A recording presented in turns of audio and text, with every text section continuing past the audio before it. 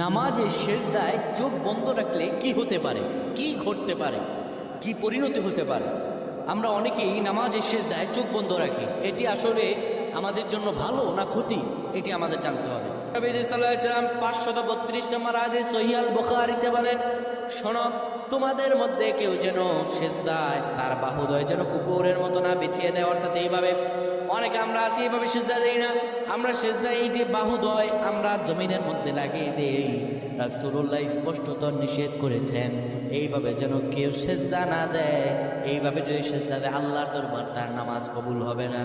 শুধু তাই নয়, রাসূলুল্লাহ সাল্লাল্লাহু আলাইহি সাল্লাম সেজদার মধ্যে গিয়ে চক্ষু বন্ধ করা ঠিক নয়।